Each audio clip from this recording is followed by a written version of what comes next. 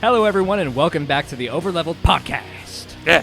So I'm Gavin. And I am DJ. And this is the Overleveled Podcast. So this is a podcast where we, in general, we talk about our love for RPGs and Japanese RPGs, all alike. We will discuss gameplay stuff. We'll discuss story stuff, whether that's reviews or just discussing what's going on in the news.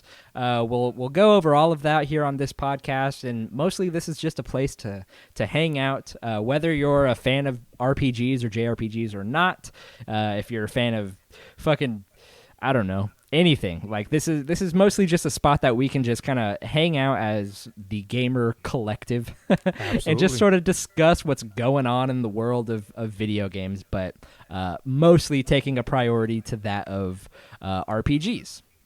So if you are if you're here for the first time, or you've heard an episode or two, or you've stayed caught up with us in the past, we are welcomed. Nope, that's not what I meant to say. We are glad you are here, and you are welcome to be here. And we whether you're watching it on YouTube or you're listening on Spotify or Apple Podcasts or wherever, we're happy that you're here.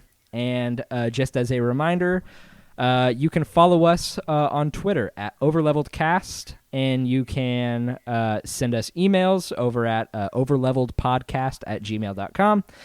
And you can comment on our videos on YouTube, and you can write us reviews on Apple Podcasts, and you can join our Discord.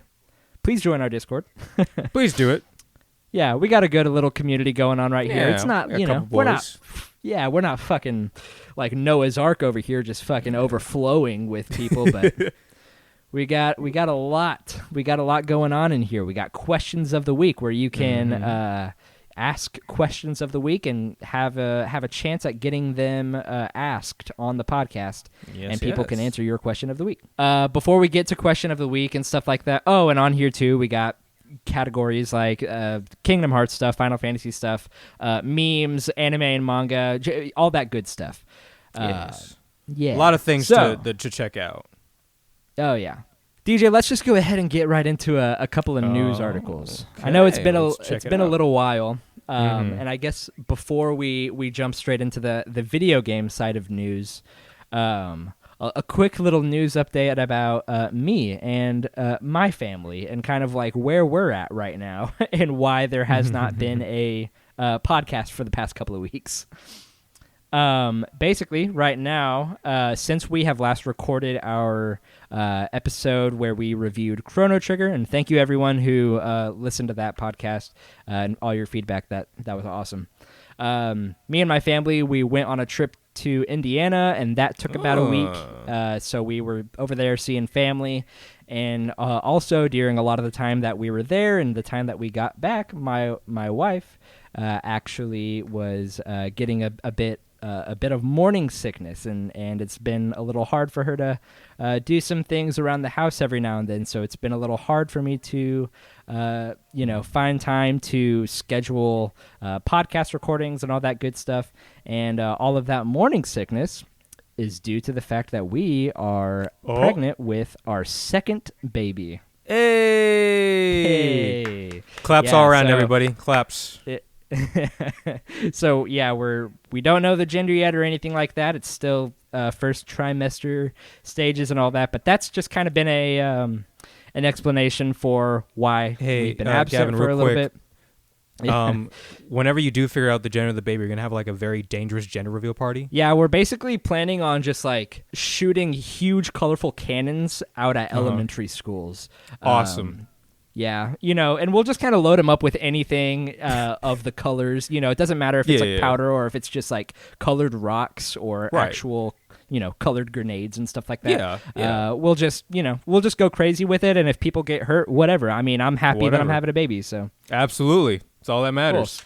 Cool. Yeah. So, we actually even discussed this a little bit too. We are maybe considering not even finding out the gender of the baby until it's born. Oh, that'd be interesting. Yeah. Nobody knows. Yeah.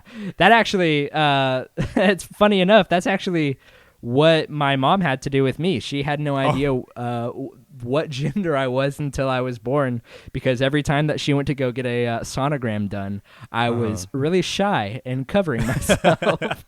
Okay, interesting. So don't look. So, yeah, and I mean, she went a couple of times, and every time she went, who knows? We'll just find out when they're born, I guess. Fuck it. Okay, that's interesting. Yeah. So, now that my Gavin news out of the way, do you have any DJ news? I don't know. You don't have to, but if you do, I mean, not really. I mean, I guess in terms of trips, I also went on a trip. Me and my friends, we went to Corpus Christi, which that was my first time ever being in Corpus, so that was pretty neat.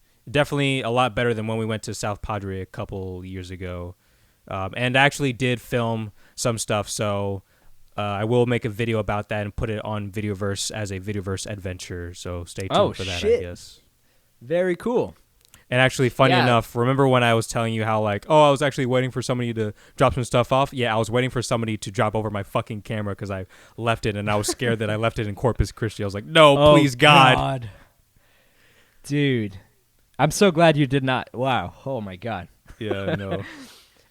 Yeah, that's awesome, man. Whenever Brandon got home last night, he said y'all had an awesome time and stuff about going through an old abandoned ship and stuff like that. Oh yeah, it's tight. Yeah, so cool. I'm excited to see the video and hear more about that. Well, cool. Let's jump into some game news real fast. I know there has been a lot that has happened, but some of there are two big highlights that me and DJ were kind of discussing for a little bit. Just before we started recording, I think the biggest one for me is the release of Neo: The World Ends With You. Yeah. So I'm a huge fan of that series alone, and if you watch us on YouTube, you can see that we actually did. Me and DJ both. We did a reaction to the first episode of the anime. And we kind of gave our opinions on that, and I think just for someone like me, I just hold the way that game is, like the storytelling in that game and the way that it's told, I just hold all of that very close to my heart, and it's very important to me that if a sequel is going to be made or an adaptation of that's going to be made, that it be done right. So even though the anime itself alone might not be terrible, for me personally, I just wasn't a fan of how it was as an adaptation. No, I 100% agree. Like, how you feel with that is how I felt with Dragon's Dogma. Like, I'm just like, okay, guy, come on. yeah. I haven't watched Dragon's Dogma, the show or whatever, just because I also haven't played the game. But that is something that I would like to play the game and see the show, just so I can also see those differences. But yeah, anyways, so Neo: The World Ends With You is out, and I haven't got to play a whole bunch of it just yet, mostly because right when it came out, I was nearing the end of my first playthrough of Nier Replicant. So we'll talk more about Nier Replicant in a little bit, just because I'm still over the moon about that game. But anyways, I went over to I even begged my wife for like at least 2 days. I was like, hey, this game that I've been waiting for a really long time just came out. Can I go get it? She's like, how much is it? It's $60. She's like, aren't you like playing a game right now? I'm like, no, I mean, I'll finish this one and then I'll play that one. So, that's just the story of my life, is just, all of the backlogs and stuff. And that's something we'll also get into later. But definitely. Anyways, I'm really excited to play this game. I don't know if I'm sure you don't have it yet, but if you want to, if you don't want to buy it or anything, I mean, I encourage you to buy it. But if whenever I'm done with it or something, if you just want to borrow it, I'm totally cool with that. But I'll definitely get a copy. It's just right now I just want to focus on some other games. I mean, granted, I actually could have bought it because during our Corpus trip, I actually did see Neo: The World Ends With You for the Switch. I was like, oh, maybe I should buy it then, but I didn't. Oh, nice. But I'll eventually get it. Yeah. Oh, yeah. You should probably get it for the Switch too, just because I got it on the PS4, and I don't know. Maybe there's nothing different about it, but that might be whenever we end up, talking more in depth about that game. You can say we can talk about whatever differences there are. But anyways, definitely. Yeah. So Neo: The World Ends With You is out, and yeah, you should get it if you're a fan of the first game, or you were a fan of the anime. Go get Neo: The World Ends With You. It by buying it, you're telling Square Enix that you want the series to continue, and I want the series to continue. So hell yes. Okay, the next one too. You brought this up right beforehand. Do you want to go ahead and talk about the other piece of news? Sure. So the other piece of news, as two Final Fantasy fans, there was another piece of news of Final Fantasy 16. It's basically just like the director pretty much just saying like, hey, we're focusing on the English voice acting, and it's pretty much almost done. All you weeaboos, you Japanese lovers, can wait a little bit. We're going to prioritize the English voice acting first of this game. So the English voice acting of Final Fantasy 16 is almost done. Which, yeah, that is crazy to think about. Yeah. Like, I think it just goes to show just how far, just how big the franchise of Final Fantasy has become, like in places that are not in Japan. Yeah. Because I think Kingdom Hearts, for a really long time, even up until right now, like still right now for the Kingdom Hearts community, we are still dealing with the fact that they can't even really get down in an official worldwide release for a lot of these games. Everything is either coming out in Japan like a year early or like a week early, but still Japan's getting it, all that stuff first. So for Square Enix to be like, hey, Final Fantasy, our like claim to fame essentially, is like right now we are going headstrong into all of the English voice acting and stuff before we go to Japan, like the Japanese voice acting. That's like, that is fucking crazy to me, and gives me a lot more hope for the future of Final Fantasy in the West. Oh yeah, definitely. Yeah. And also just the fact that like it really solidifies that this game is not going to take nearly as long as like 7 Remake or 15 to come out. Yeah, for real. And I think that's I just have so much hopeful optimism for Final Fantasy 16.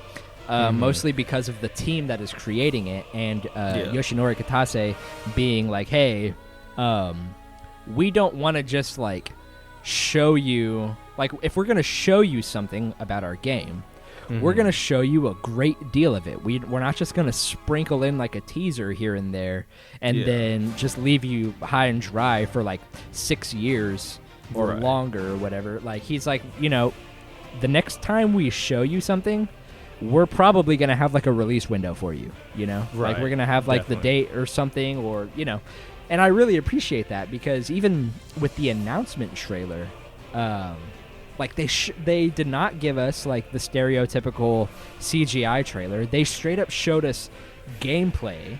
Like, I know we talked about this in our early episodes, but that is just so different than how they have been doing it, I agree. It's very refreshing to see that like they actually care about wanting to show us something good and high quality when it's ready. Instead of just be like, here's a trailer every 2 months. Yeah. And I think what's also very exciting about the fact that they're prioritizing the English, I think a lot of people will get hung up on like lip dubbing whenever they're like playing video games. I know Kingdom Hearts has had this issue just since it's on my mind. We were just talking about it, but the fact that they are focusing on the English, it means like, I guess just given the whole setting of this very old fantasy setting, it's just like, I don't know. I'm very excited to see this like old school fantasy type setting with like this old English, the old English accents and stuff like that. I feel like it's going to stay very true to a lot of that, and from what we've seen in the trailers, a lot of the characters do. Sure, they have that like Square Enix anime character flair to them, but at the same time, they look more Europeanized, I guess. Right. And that's going to be very interesting to see in a JRPG. Yeah, definitely. Now that I think about it, the one thing that I'm just hoping for with Final Fantasy 16 is that, like, I just hope that the main cast is more diverse in terms of how they look than the 15 cast or the cast in the new upcoming, what is it, Souls of Paradise game? Oh yeah. And I think that's I really enjoy the artistic style of Tetsuya Nomura.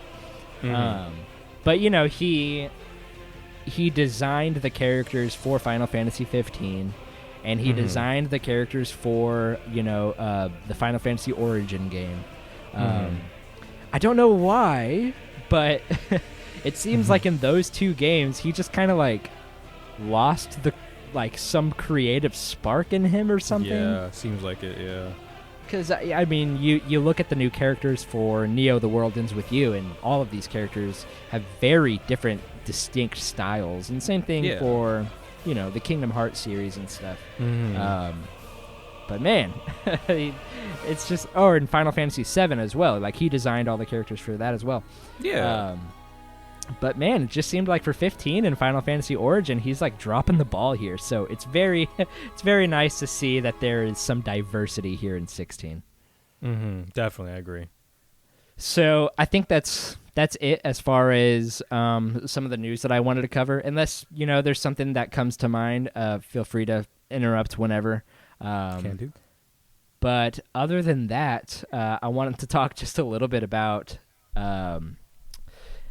what was it? Nier Replicant. Yeah, let's hear it. You've been playing that bitch like crazy. You mentioned to me that you had, I think it was the last episode we recorded, you mentioned that you had just bought the game. Yes, I did. Have you got to play any of it? Not at all. Or no? Okay. No. Well, you have at least played Nier. Yes.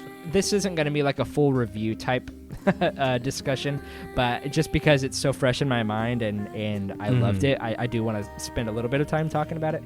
How did you like the PS3 Papa Nier video game? It was a lot of fun. I mean, I did enjoy the combat despite how slow it is compared to Nier Automata and I'm sure Nier Replicant, but I really enjoyed all the characters in the stories. Emil was awesome. The little girl was very adorable and just wholesome and cute, just wanted to care about his father. Can't remember her name. Yona. Yona, that's right. And like, who's the girl, like the bad bitch with the Kaine. The swords? Kaine is fucking awesome. Oh, Kaine is fucking She's crazy, badass. dude. I love her. And of course, the Grimoire, with his fucking British accent, he's a lot of fun too. Yes. And just like the music and the atmosphere is a lot of fun. Like anytime, whenever me and Cole would play on the show, we just like leave our home and explore the over our town area and just like hear the music playing. It's like, oh, this is just so beautiful. I fucking love this shit. It's so nice. Yes.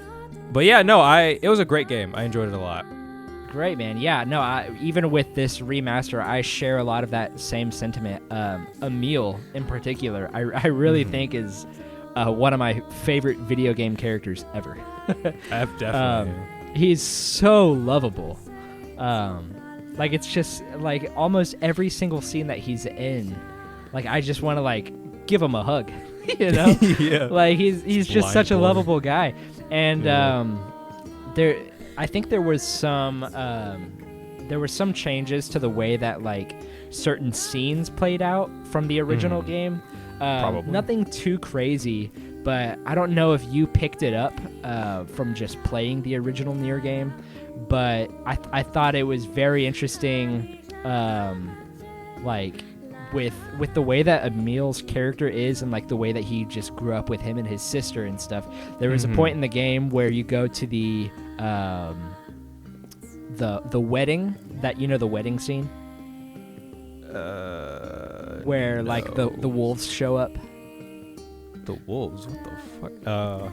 In the original Nier, there in the original Nier and in the remake, I don't want to go into too many spoilers, but there was a scene where the king of Facade, with all of the people with all the weird masks. Oh, that. Yeah. Yes. Yeah. Anyways, at first I was thinking like an actual just like wedding, you know, like story. Yeah. Typically think. I know what you mean. Yeah, so there was the wedding scene, and right before the wedding scene happens, you talk a little bit with Emil, and Emil is like, oh man, like weddings are just so awesome. Like I wish I could like I could have a wedding and all this stuff. And then he says something like, man, like I wish I was I'm blanking on her name, but he says the woman who's getting married, he's like, I wish I was her getting married. And then Nier is like, oh, don't worry, like you'll find a bride someday. And then he's like, yeah, it's not really like that. And that there's kind of more hints in this game that Emil is a gay character, which I find just like a very interesting detail. But overall, like just his character alone was just so amazing. And definitely, you know, I don't want to get into too many other spoilers about all of that, but just the way that he was portrayed, I really, really appreciated him. I know in the American version, whenever Emil gets turned into, you know, sort of the figure that he is, he looks at Papa Nier on the PS3 version, and he's like, you look so cool. But I always cringe whenever I see that scene with Papa Nier, because I don't think that Papa Nier looks cool, like, at all. No, not really. Especially with that, like, that he's got those, like, leather straps on his face. It's just so... It doesn't work for me. But I did think that the brother Nier in Nier Replicant in the Japanese PS3 version, I think he does look cool. So whenever Emil says that to him, it makes more sense. Right, yeah. But anyways, I really think the big thing that I can say that I did not like from this game was the content of the side quests. Yeah. All of the side, other than like a couple of them, all of them were fetch quests. Yeah, pretty much. Like I think the stories within a lot of those quests were very engaging, and they told you a lot about sort of the world that you're in, and you got to know a lot of the people in these individual cities that you go visit. But other than that, man, like the gameplay itself was fun, but just having to go and do the fetch quests was incredibly like boring to me. I agree. That's honestly how I felt about or currently feel about Nier Automata. Like the stories within some of the side quests that me and Cole would do were interesting, but doing whatever it was that we're supposed to do to finish the side quest, I was like, can we just do the main quest instead, please? Yeah. So, I'm currently playing a little bit of Nier Automata as well, just because I did a poll on Twitter just to see what some people would vote of, you know, 4 games that I had listed, and a good number of people were like, you should play Automata. So nice. Playing through that just a little bit right now. Haven't in a couple of days, just because I spent like playing Nier Replicant was kind of draining in a way, mostly because I really enjoyed it, and so almost any free time that I had whenever I got home from work and I wasn't having to do things for my wife and my daughter, I was mostly just sitting at my computer desk, like with my PS4 on, playing Nier Replicant. So I think within like 2 weeks or something, I played through every ending, like got ending A, B, C, D, and E. Damn. Yeah, all in all, it took me like 66 hours or something like that. I'm sure some of that was me like walking away from the controller. But yeah, without spoilers, ending E was fucking nuts, man. I don't know if you've already seen ending E on YouTube or anything like that, but it was not included in the American release whenever the game originally came out. Yeah, it's a completely new ending that ties everything to Nier Automata. Okay. So I'll have to check that out then. Yeah, so it's very interesting. Basically, and then whenever you first beat the game, the ending that is presented to you is fine enough on its own. But whenever you see ending B and C or D, that's whenever you realize that you have officially seen the full story and that ending A really is not the end. There is there is a very good finality that comes with ending D, and like in particular, and ending B is so like mind-opening, but ending D is what the final ending was in America on the PS3 and Japan on the PS3 or Xbox. But I know a lot of people are frustrated with ending E. Like people who have played ending D on PS3 back when it came out, they're upset with ending E because it kind of eliminates whatever finality came with ending D. But as someone who never experienced ending D whenever it came out, because this is my first time playing through Nier. As someone who never experienced ending D back then, and I'm only just doing it all at once, and within 2 weeks got through all of the endings, I like ending E was a huge mind fuck. Like it was crazy, and also just as someone who has not played Automata, I didn't quite understand what was going on, but it made me really pumped to play Automata. Oh yeah. So, all in all, I think it was a really good game as far as just like the gameplay goes. Like whenever you're in combat and exploring the world is cool, and I think all of the characters and all of the NPCs who you meet, they all have like just a very good like atmosphere and charm about them. So I really enjoyed it for a lot of that. Really, I think my only gripe was the it's just like the gameplay content of doing the side quests. Right. Just was not about that. But then you have those other parts of the game too, where it's like it turns into like a visual novel. Like you're just reading a lot of text. Like, that. I think for like you and Cole, I can see how that gets like annoying to do. Like, yeah, no, I'm gonna be honest. I kind of did not like that part. Yeah, but for myself, who I was just kind of sitting here trying to soak in this world and take my time with it, I really enjoyed what was told in those short stories. You know, right? Yeah. But yes, I can see how, like, if you're not a fan of reading, and you've never played this game, just know that there are a couple of points in the game where you're just literally reading text for about an hour. And I think just saying that and hearing that, it might sound like, why the fuck would I spend my time just doing that? But it's like shit.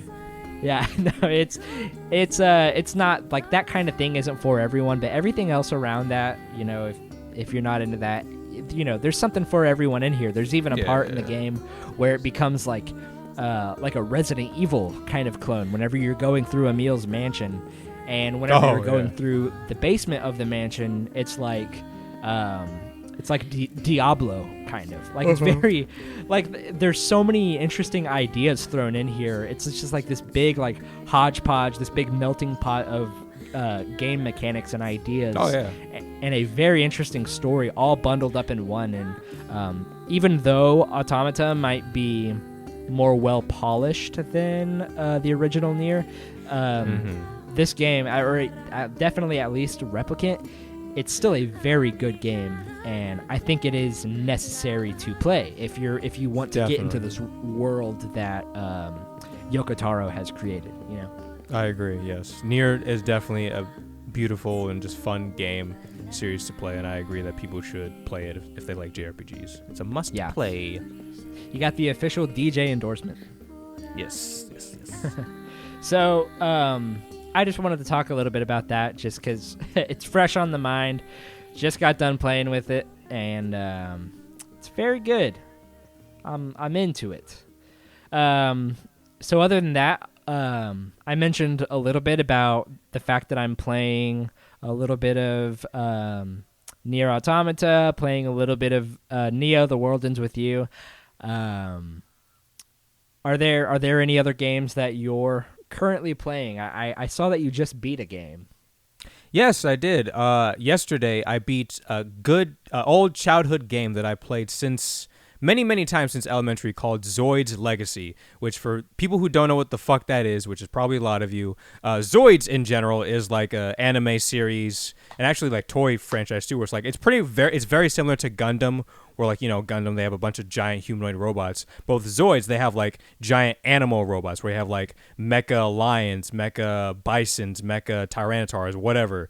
It's really cool. I definitely enjoyed watching that show as a kid. And last year actually, I rewatched / finished the first Zoid series, Zoid's Chaotic Sentry. And so it was definitely great to come back to this game, both for nostalgic purposes and also as like a Zoids fan to play that game. And that game's actually like a lot of fun because it's like the gameplay is pretty much just like a stereotypical JRPG turn-based game where you have all your teammates and you sort of like battle turn-based style where each person takes a different turn. And it was a lot of fun too. And the story wasn't like amazing or spectacular, but it was a fun ride. I definitely enjoyed it for the most part, and it was cool to like see all the characters from the previous Zoid series come together. Like, holy shit, dude, there's a lot of party members you can get in that game. Like, I finished that game with 31 different party members. Like, holy what shit. the fuck?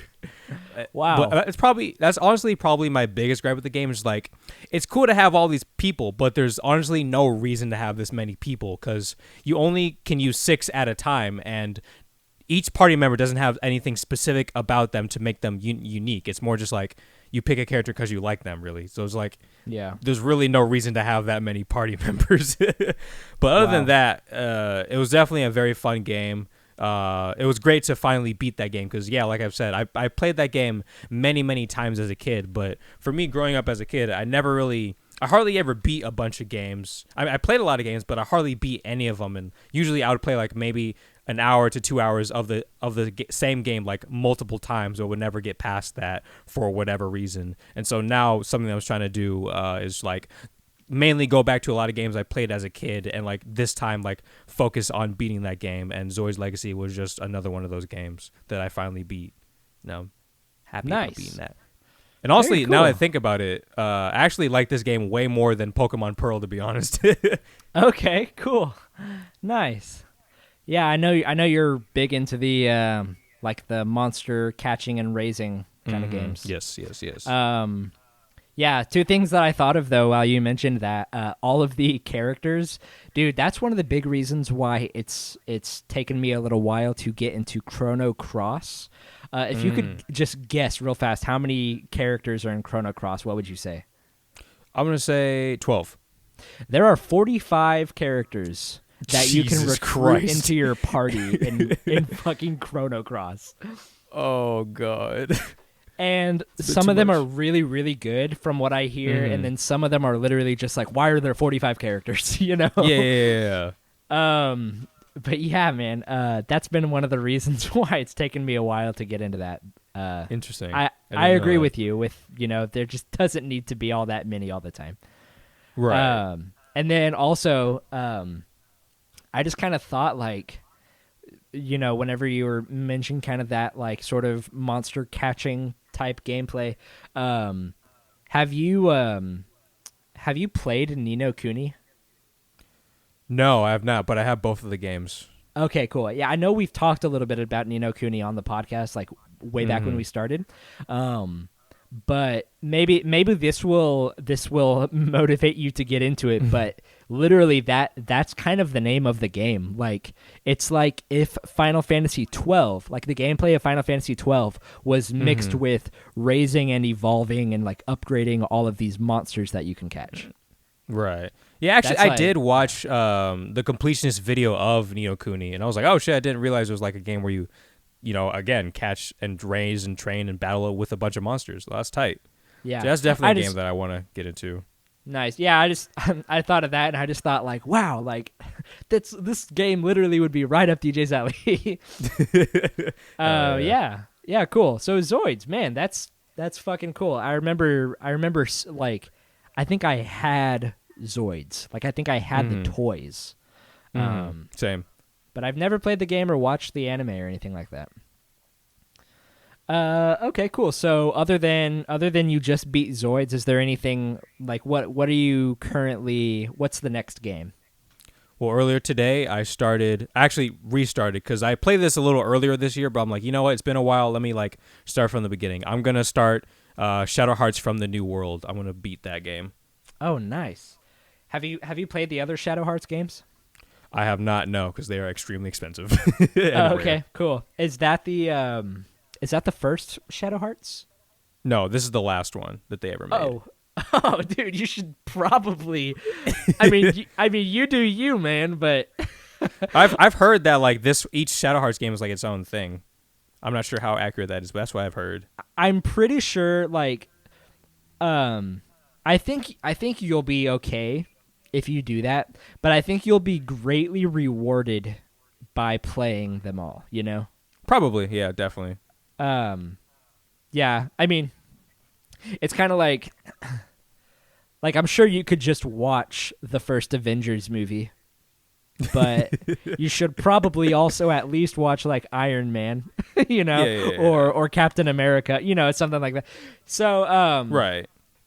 Yeah, I don't know the series all too well, so if that's not how you're, if DJ's doing it wrong, I apologize to all of the Shadow Hearts fans out there.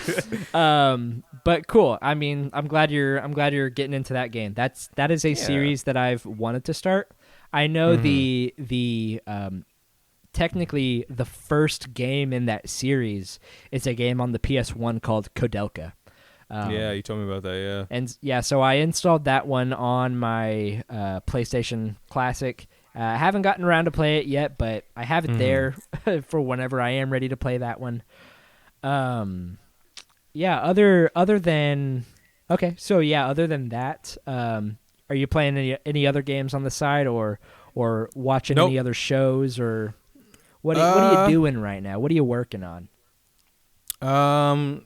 Well, there's no other games that I'm, I guess, playing right now because mainly I just want to like focus on just one game at a time.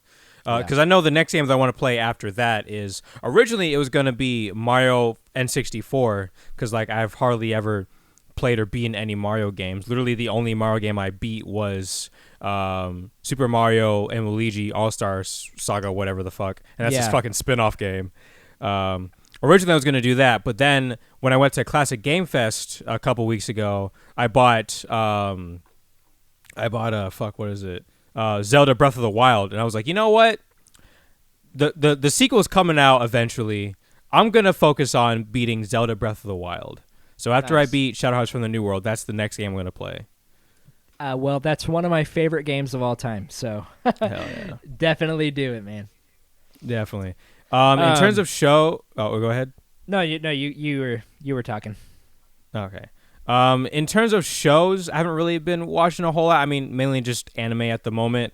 The only thing that I'm currently watching is fucking Yu-Gi-Oh! Zexal, which is the fourth Yu-Gi-Oh! Series. Fuck yeah. I've been watching that. And honestly, like, that's been actually really fucking good. Like, a lot of people say that the beginning of Zexal is kind of bad because of the way the protagonist is. Because in the previous Yu-Gi-Oh! Series, all the main protagonists are just like these amazing duelists who hardly ever lose, and they're just so good. But with Zexal, it's different to where like the main protagonist fucking sucks at the beginning, and then you watch him slowly grow and become better as a duelist, which is really cool. And like honestly, that's kind of a breath of fresh air from going from the previous series where like the main protagonist literally never lost ever. Like the only time he lost was in a fucking flashback.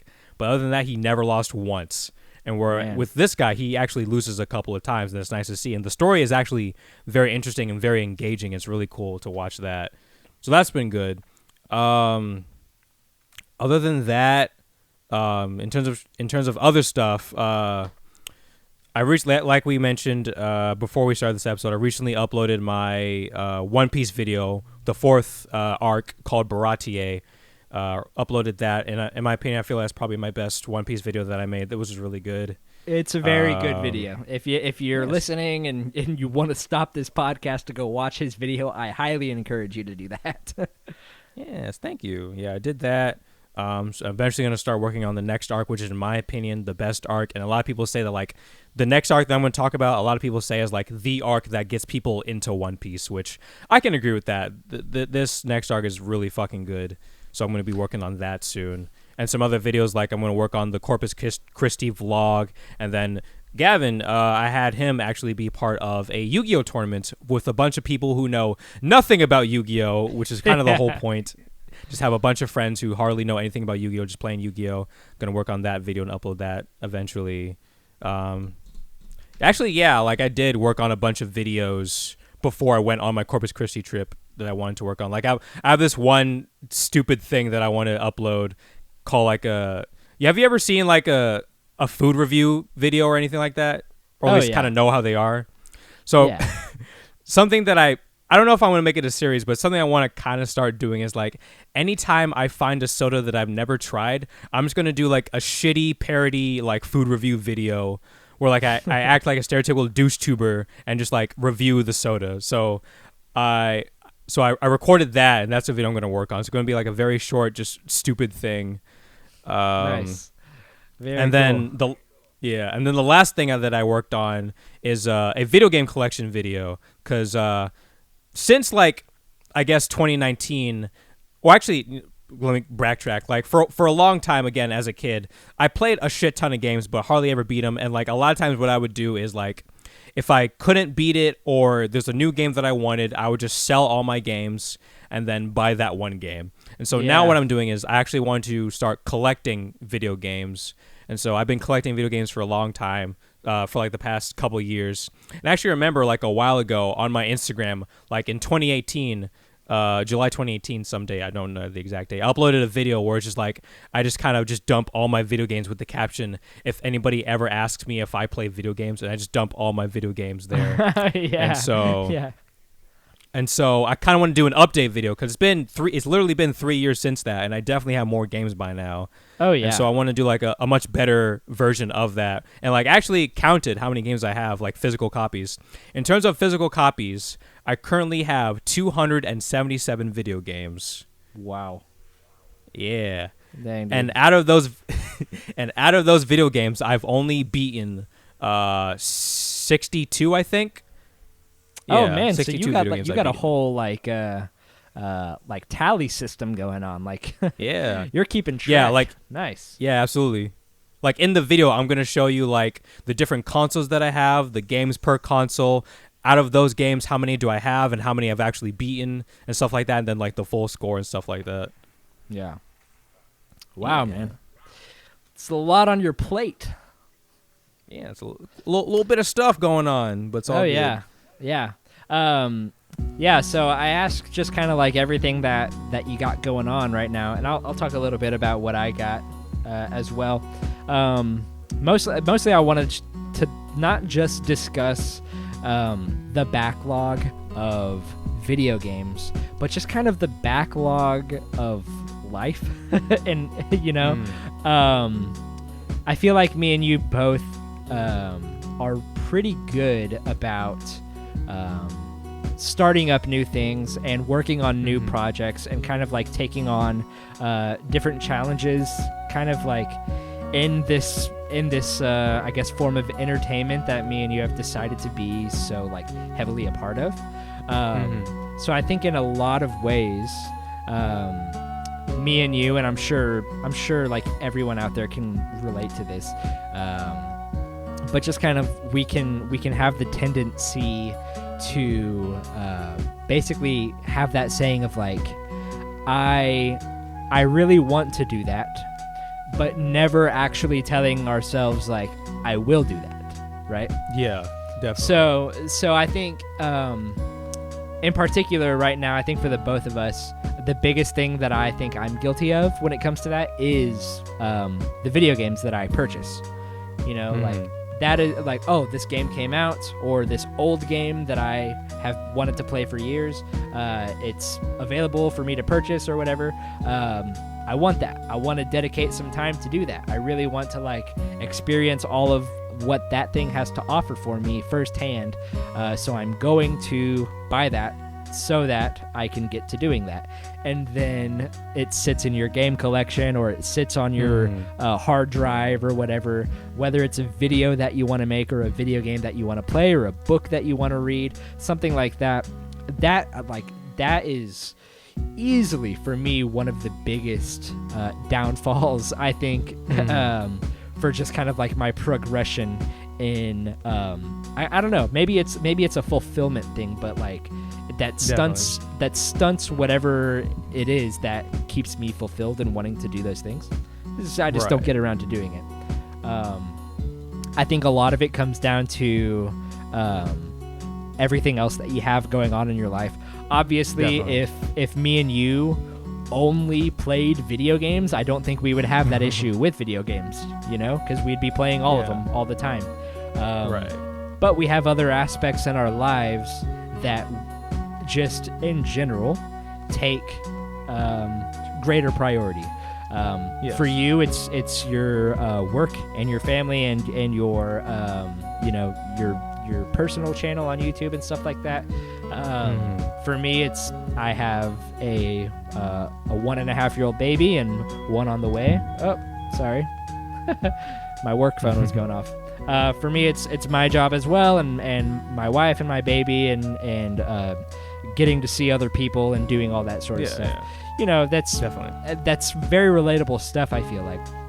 So, some of the things that I recently have been doing, or things that I have also recently purchased, because it's not just for video games for me. I recently purchased Final Fantasy 15, The Dawn of the Future. So this is the canonical sequel to Final Fantasy 15, the video game. Okay. It was originally supposed to be a completely playable DLC to the game, but then whenever the creator or the director of Final Fantasy 15 left the company, it kind of left Square Enix in a pretty bad shitstorm. The only planned DLC that they could release was the episode Arden DLC, and basically everything else that they wanted to release had to be crammed into this book. So it's really unfortunate because a lot of people, you know, a lot of people who do play video games, and a lot of people in general, I think today, just aren't really into reading books as much as maybe we were whenever we were younger kids, or maybe if we were in a different generation. I feel like just reading books has kind of like lost a lot of its flavor nowadays. I can agree with that, yeah. And I personally, for me, I really do enjoy reading books. I've read the first 2 Witcher books very recently, and I'm planning on reading through all of those. I currently, right now, am in the middle of reading and listening to the audiobook of The Hobbit for the first time. Because that's been another thing on my backlog for years and years, is I want to fucking read The Hobbit. Like, it's one of the biggest, it's one of the biggest pieces of fantasy media ever to be released.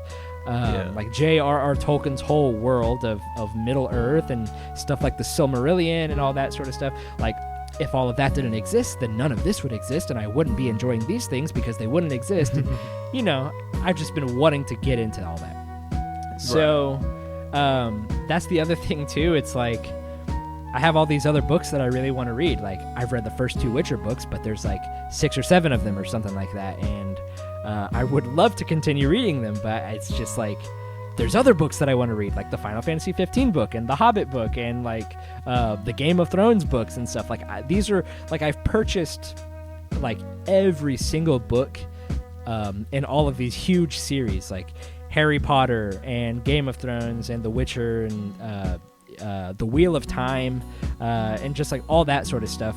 But realistically, I've probably only read like maybe 5 or 6 total books of those series and stuff. And they've all been out of order. It wasn't like I read this book, then went on to the sequel until I just finished the series. It's like I just jump around. I think that this is, you know, it's not just books for me, obviously. It can even be like with music. Like, there's some bands that I really want to get into, and I want to go through their whole discography, and like I'll only feel fulfilled if I have heard every piece of music from this band so that I can say, yes, I listened to that band, or I like this band a lot, and I feel like I can say my opinion on it because I've listened to everything on it, you know? Same thing with like TV shows and anime. Holy shit, dude, there's so much anime that I wish I could watch. But it's just like there's so many other things, whether it's video games, books, music, whatever, other TV shows. Currently, right now, me and my wife are watching The Sopranos on HBO Max. Old ass show. Like, came out in 1999, finished after like 6 or 7 seasons or something. We're only just starting it now, but we're also like in the middle of watching all these other shows. So for right now, it takes us a while to finish TV shows because we have all these other things going on. And I know a little while ago, me and you discussed. We discussed it in the Chrono Trigger podcast, and I maybe in another one before that as well. But the idea of being so overwhelmed with all of these options in front of you.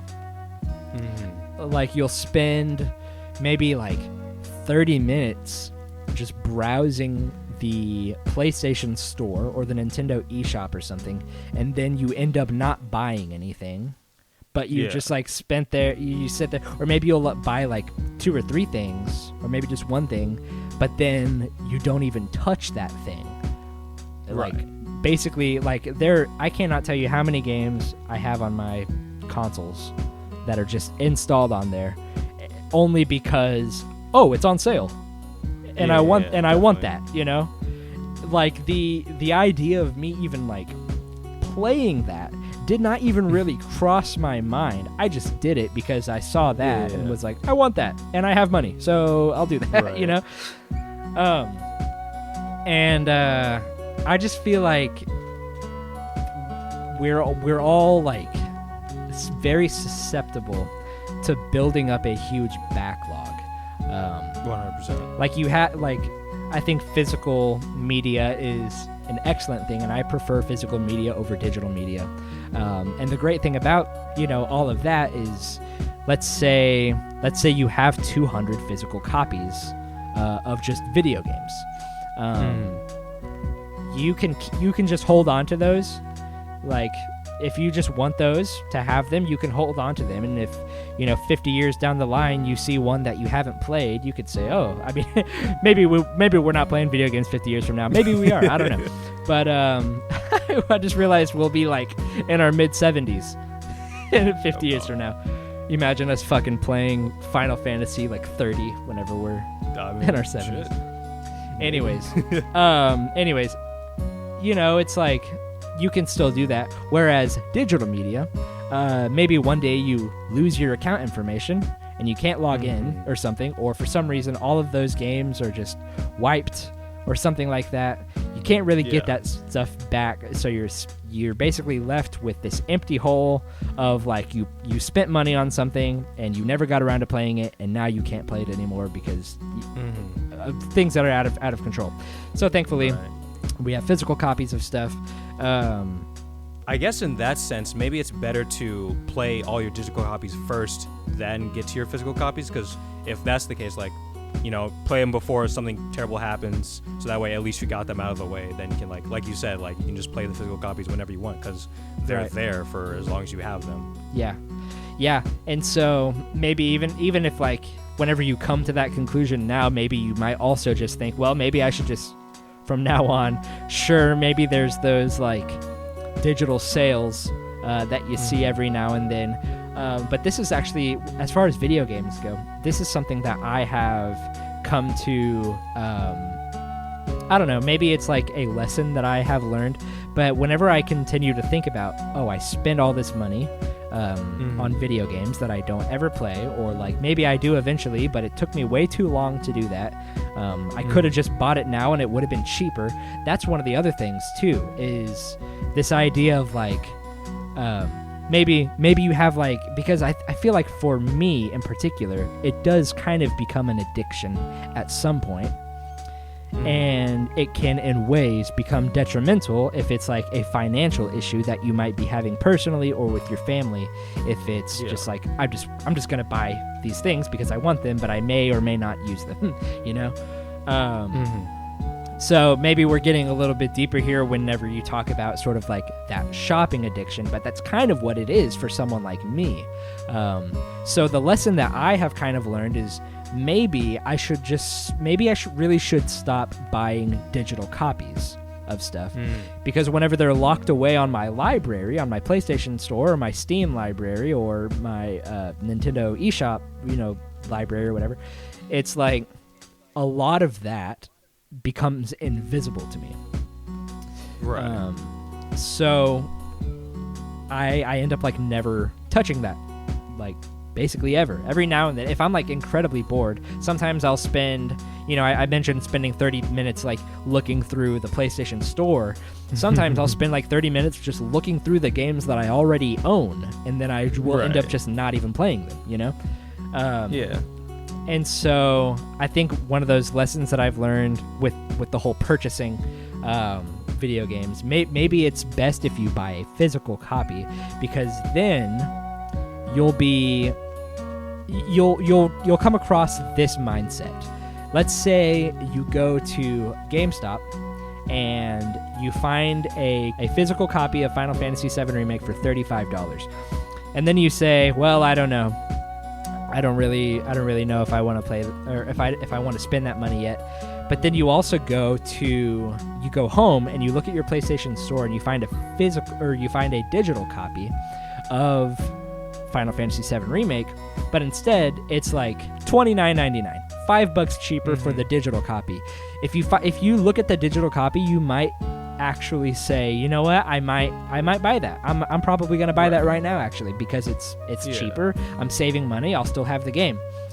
But I think what you might want to do instead, because what will end up happening is you may not ever even play the game. So even still, at the end of the day, you might have spent $30 on a game that you'll never play.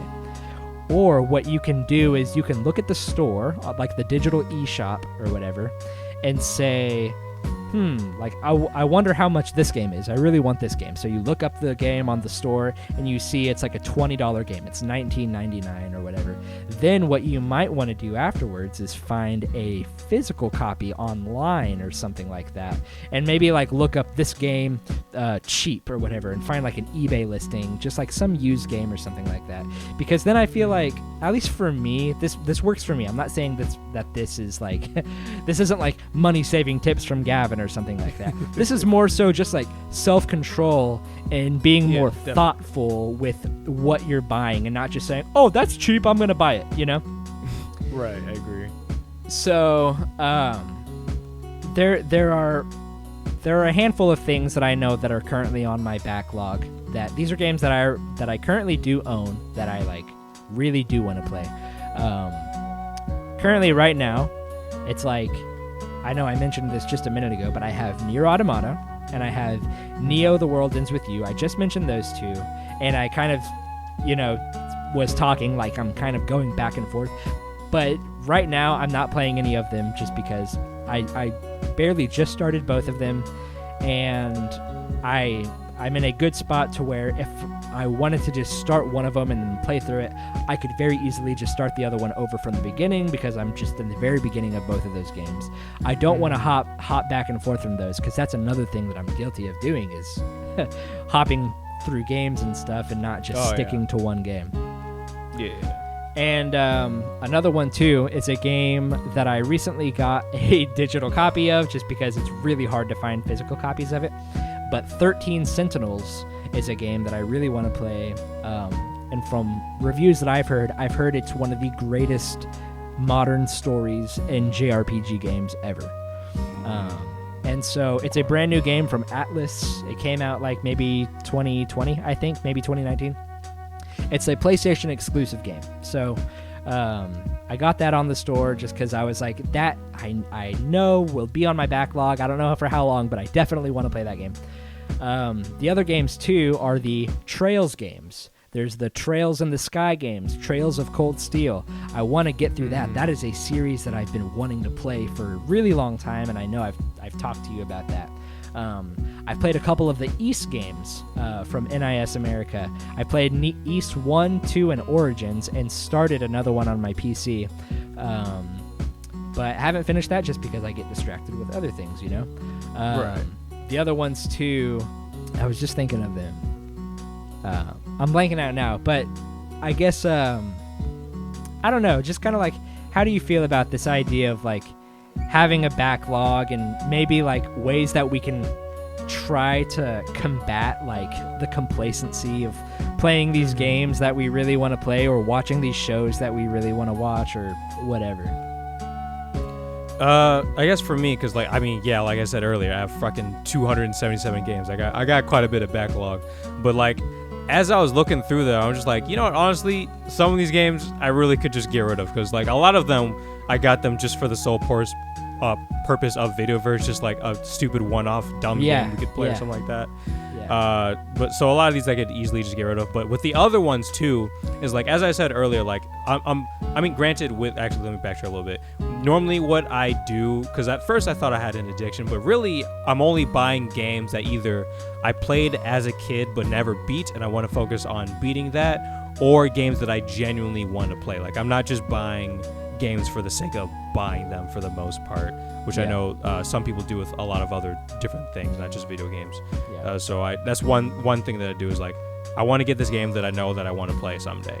And like another thing that I'm doing too is like to not always buy video games or anything regardless. Is like, I made a rule to like, well, actually I don't really keep this rule, but a rule that I'm trying to keep is like, I'm only gonna buy a new game if I've already beaten 2 other games.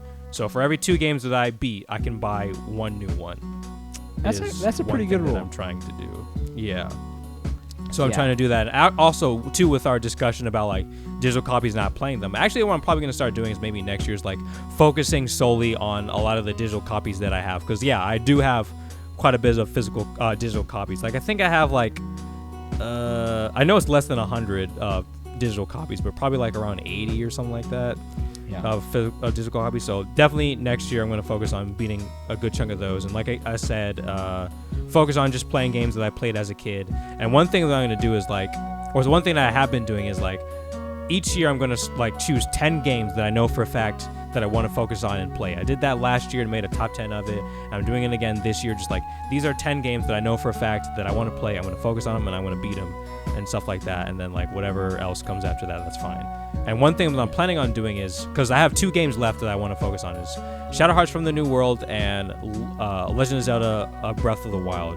And so if/when I beat those, and if the year is still not over, then what I'm going to do is I'm going to go back and finish the games that I haven't beaten yet. Like, for example, like in Hack Infection, I'm literally on the final boss, but I got to grind for that. So I'm going to do that and finally beat that game. Same thing with Digimon World Data Squad. I'm literally grinding for the final boss, but I haven't beaten it yet. So I'm going to do that. And like a bunch of other games like those. Like games that I'm close to beating, but just haven't gotten to it yet. I'm going to do those. So yeah, like with other things too, I guess you just gotta like find some strategy of like how you can not spend a whole bunch of money on stuff, and how you can like find a strategy to like actually get through that stuff. Because having a backlog is fucking ridiculous and overwhelming, and makes you just not even want to go through all that stuff sometimes. Oh yeah, there's definitely a big amount of stress that comes with seeing all that stuff too, especially whenever you start thinking about like the whole idea that that's all it is at that point. It's just a backlog that you're not even touching. One of the things I just remember too is just like whenever you mentioned too of just like having sort of that self-discipline of like buying games only that you want to play. Like for me, the other day I was looking at my PlayStation library, and I saw that I don't know when it was, but apparently I bought the like Contra collection, where it's just like all of the Contra games. And I literally thought out loud to myself, like, why the fuck did I like when the hell am I going to when the fuck am I going to play Contra? Right. I love me some like old school games. That's like one of my favorite things to play, is just like old school games. But like realistically, I look at a lot of the games that I really enjoy playing, like when the fuck am I going to play Contra? And so then I remember I was looking at at a game. I can't remember what the game was, but I remember literally just going to buy it because it was on sale for like 80% off or something, and it's like normally like a $50 game or something. And I had it in my cart, and before I even bought it, I literally said to myself like, when the fuck am I gonna play this game? You know, like right, yeah. Like I don't need to buy this game. Just because it's cheap does not mean I need this game. You know? Absolutely, yes, I agree. So I think you mentioned some valid points, and I've noticed these things from you as well. Whenever me and you would talk about video games, I know that there have been plenty of times when I've said like, "Oh, like, are you gonna play this game?" Or like, "Oh, like I let you borrow a game. Like, when do you think you're gonna play it or whatever?" So that we can discuss, talk about it or whatever. And then you'll say something like, "I'm currently playing this game, but I'm going to play this game after I'm done playing it." I've noticed that you have, at least better than me, a better system of maybe I think it is like a self-control thing of just like I don't want to just start playing a game like right in the middle of whenever I'm playing another game, And I think that's because that's literally what I would do as a kid. Like I played so many video games but never beat a single one of them because I was like, this game was fun, now let's try this game. This game was fun, now let's try this game. Just like I focused on one game. Yeah, and I think that actually really started becoming an issue for me whenever I got my first computer, like a powerful. Like I remember I was like 11 or 12 years old, and I got an Alienware desktop, and it was really fucking powerful at the time. Even still to this day, it only just crapped out on me like 2 years ago or something. Oh wow! So I was able to, and I was playing high-end PC games until it broke, So I think my stepbrother came over one day and taught me how to torrent. And basically it was like, you can basically just get whatever game you want whenever. And this isn't like a everyone go torrent message, but that was like really enticing for me, and he showed me how to do it and the websites that I could go to do it. And I found myself in a position where I basically was getting literally any game that I wanted for free, and I was like, this is awesome. I can have any game that I want, and I never have to pay for it. This is so cool. So I was just downloading games and downloading games and downloading games just because I was like, this is a game I want. I really want to play it, so I'll download it. Oh, but then this website also has this game, and I really want to play that one too. So I download that game. And I think that, for me, was probably the beginning of this spiral of basically just collecting games and not doing anything with them. And not that this is not me saying I have an issue with game collecting in general. I don't. I actually I guess I consider myself a game collector as well in the positive sense, as far as like the physical copies go. But whenever you're digital, like whenever you're just collecting games on your Steam library or on your computer or something like that, it's a little bit different, just because you can very easily, with a click of a button, just buy games. And they make it so easy for you to just buy games like that, I agree. So I think one thing too to help maybe combat, I guess maybe specifically talking about with video games, is like maybe try not to buy games where like there's no end to it. Games like GTA or Minecraft or games like those, because like I feel like if you just play those, or Animal Crossing, because like they have no end to it, so like you just play them forever, and like that could increase your backlog because all you're doing is playing that game, but then you have all these other games that I haven't touched. Or I think if you're the kind of person who is like, that's your favorite style of game, like I can't get enough of Animal Crossing or Grand Theft Auto or something like that. I think it's just important to say, like, if I'm going to buy another game, I should stop playing this game. I could take a break from Grand Theft Auto for a little bit, or I can take a break from Animal Crossing for like 3 weeks or something like that, so that I can invest some time in this other thing. And then when you're done with that other thing, just go straight back to Animal Crossing. I don't have an issue with those games at all. But I agree with you in the fact that like they don't end, and like games like Minecraft, they never end. Granted, I mean, like, if you're into those kind of games, those are probably. There is some charm to that, Yeah, there's nothing bad about that. Right.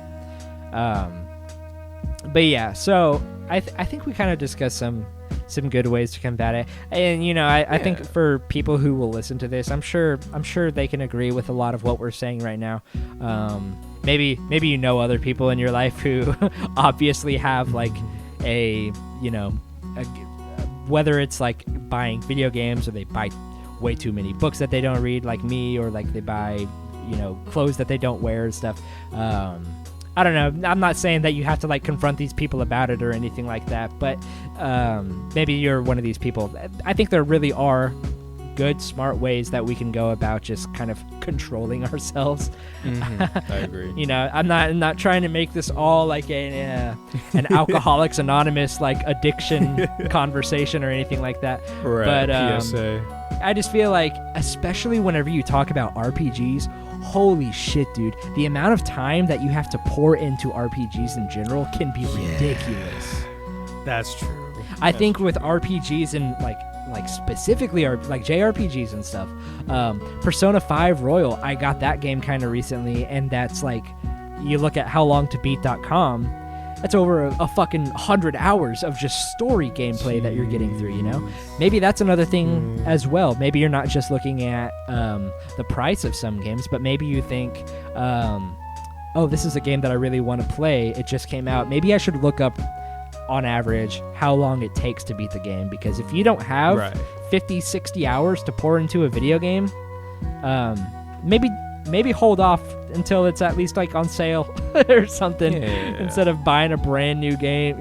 Like I made that mistake with buying Persona 5 when it had just come out and only played like an hour of it. That's true. Yeah. But yeah, I think we've had a good discussion about that. Yeah, I don't know if there's anything else that you wanted to add on to that. Feel free to. No, not really. Cool. Okay. Well, then let's go ahead and look at our question of the week of our last episode. We got. So on the last episode, we did our Chrono Trigger review, and the question for that week was, who is or what is your dream team? Like, who are your favorite characters of Chrono Trigger? If you could have your party of 3, to always be in battle, who would your characters be? So, we got a response from One Pin Tones, and that is the official pronunciation. He finally told us how to pronounce it. He told it. Name reveal confirmed. Yeah, and by the way, and he even went as far as to explain what it means, and he says it's because he sucks at bowling. Okay, nice. That's nice. Anyways, Nice. One Pintone says that his is Chrono, Frog, and Magus, whatever. Says felt so powerful. Favorite character was Frog. I felt so sorry for him, but he kicks ass. I agree. He's got a pretty tragic story, but he is so badass. Yeah, thank you so much for the answer. If you want to answer question of the week, you can either comment on our Discord or comment under the YouTube video or write us an email, whatever. DJ, do you have a top 3? Yes, I guess it would have to be, man, kind of hard to choose. It's either gonna be Chrono, Robo, and Frog, because I feel like those 3 together are like, that's like the boys. It's like the 3 amigos, That's the kind of vibes I get whenever I put those 3 together. Yeah. Either those 3, or again Chrono, Frog, and who's the cave girl? What's her name? Ayla. Oh, Ayla. Or okay. Ayla. One of those. Ayla or Ayla, yeah, something like that. Just because I feel like Ayla and Frog just have a really good dual tech with their healing ability called Slurp Kiss, I believe. Yeah. It just heals. It's just so much healing. It's like, I love it. So either one of those 2 combinations. Yeah. I think if we're talking just from a character perspective, I think I agree with you. I think it's Chrono, Frog, and Robo. But as far as the dream team goes in combat, for me, at least, this is how I beat Lavos at the end of the game. It was Chrono, Frog, and Luca. Oh, yeah, okay. Chrono, Frog, and Luca. And I think as you get closer to the end of that game, I think I personally just started liking Luca a lot more, especially with her relation to Robo. But yeah. But man, yeah, I did their try tech thing that they do, and yeah, that's a good team. So yeah, that was question of the week for last week. We do have a current question of the week, and this question was actually suggested by One Pin Tones. 2 for 2, let's go. Yeah. So he offered up 2 in one comment, and if you're a member of the Discord, you can go ahead and read what both of them were. But for right now, we're just going to do one of the questions that he suggested, and that is, what is your favorite video game that you can't get any of your friends or family to play? I know exactly what mine is, but we'll talk about that next time. Yeah, so I have some ideas of them.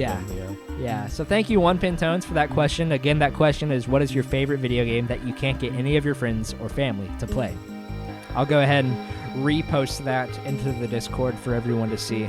But if you want to be like One Pin Tones, or any of our other if you want to be like any of our other beautiful members of our Discord, you can go ahead and join that. And we, in our question of the week tab, if you have any suggestions for future questions of the week, please go ahead and leave them in there.